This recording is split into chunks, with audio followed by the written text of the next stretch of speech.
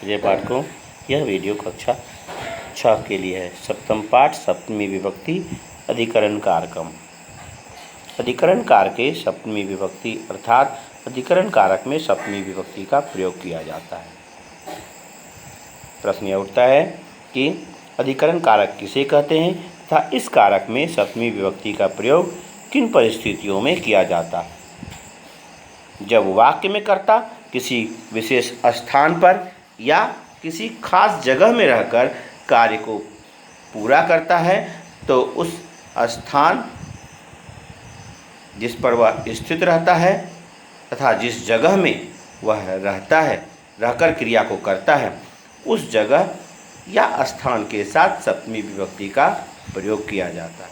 संक्षेप में हम यह कह सकते हैं कि आधार स्थान जहाँ क्रिया होती है उसको अधिकरण कारक कहते हैं। इस कारक के साथ संस्कृत में सप्तमी विभक्ति लगती है। हिंदी में इसके सूचक चिन्ह में तथा पर हैं। संस्कृत में शब्दों के साथ कुछ विशेष सूत्र चिन्ह लगाए जाते हैं। ये सूत्र चिन्ह पुल्लिंग तथा नपुंसक लिंग में समान होते हैं, परंतु स्त्रीलिंग में ये चिन्ह भिन्न होते हैं। प्रथम पुरुष के शब्द में इसमें संज्ञा के शब्द भी आते हैं। इसमें जो चिन्ह लगेंगे सूत्र चिन्ह वह पुल्लिंग के लिए होते हैं। अयोह एसु उदाहरण होगा बालके बालकयोह बालकेशु। स्त्रीलिंग में आए तो सूत्र चिन्ह होगा आयाम अयोह आसु। तो उदाहरण में ले बालिका तो शब्द बनेगा बालिकायाम बालिकयोह बालिकासु।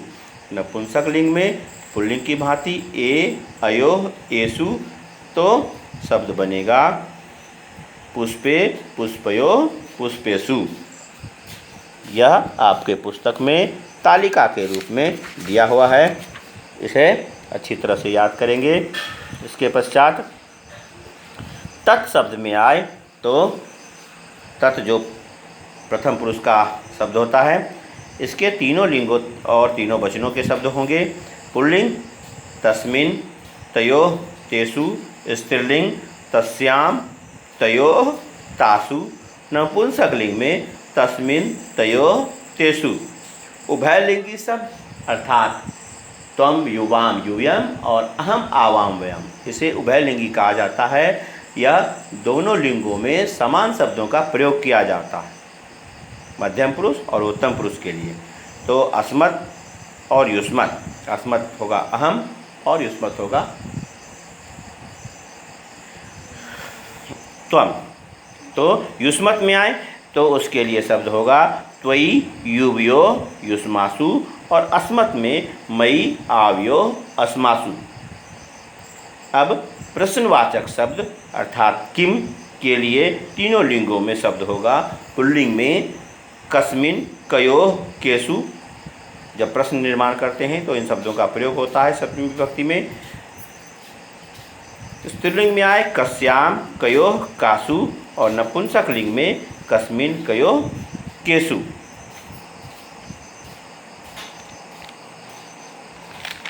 इसके पश्चात इस पाठ में जो सप्तमी विभक्ति से संबंधित वाक्य हैं तथा अन्य वाक्यों के साथ उनके हिंदी अनुवाद को जानें।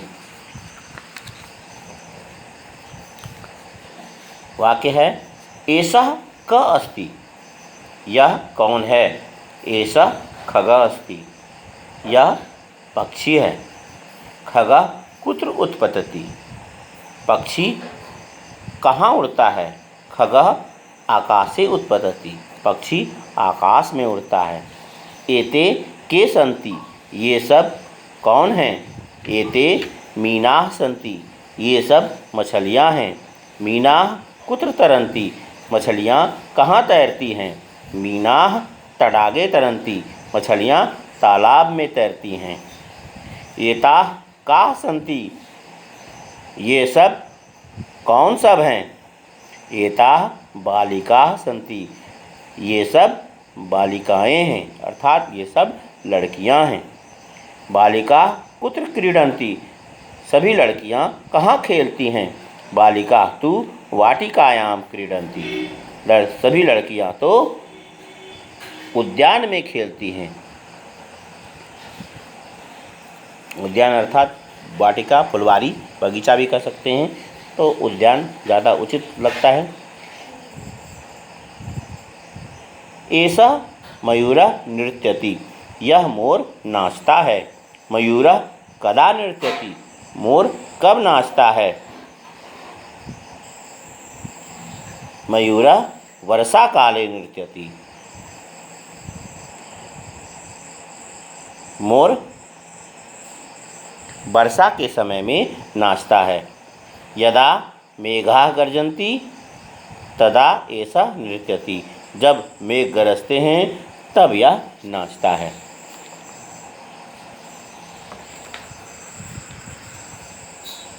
इसके बाद एक श्लोक है, जिस श्लोक में भी सप्तमी विभक्ति का प्रयोग किया गया है। श्लोक को ध्यान से सुनेंगे, इसे याद करना है। और सभी, यह सातवीं विभक्ति है, सातवीं विभक्ति तक में जितने भी श्लोक हैं, इन सारे श्लोकों को याद करेंगे, यह आपके लिए अत्यंत आवश्यक है। तो श्लोक है, प्रदोषे दीपकः चंद्रः, प्रभाते दीपकः रविः, त्रैलोक्ये दीपकः धर्मः, सुपुत्रः कुलदीपकः। जिसका अन्वय रूप अर्थात संस्कृत गद्य भाग वह इस प्रकार है, प्रदोषे दीप चंद्र दीपकः भवति, अर्थात रात्रि का दीपक चंद्रमा होता है। प्रभाते रवि दीपकः भवति, सुबह का दीपक सूर्य होता है। त्रैलोक्ये धर्मः दीपकः भवति, तीनों लोकों का दीपक धर्म होता है। कुलदीपकः सुपुत्रः भवति, और वंश अर्थात खानदान का दीपक अच्छा पुत्र होता है। इस पाठ में शब्दार्थ भी दिए हुए हैं, उन शब्दार्थों को पढ़कर याद करेंगे और इन सारे प्रश्नोत्तर को उसके पश्चात बनाएंगे। पहले वर्णन लिखेंगे, इसके बाद इन शब्दार्थों को लिखेंगे, इसके बाद प्रश्नोत्तर लिखेंगे। यह वर्ग कार्य उत्तर पुस्तिका और गृह कार्य उत्तर पुस्तिका दोनों में लिखेंगे। इस पुस्तक में भरने के पश्चात पुस्तक में भी भरेंगे इस प्रकार से, और उसके बाद में इसे याद करेंगे। धन्यवाद।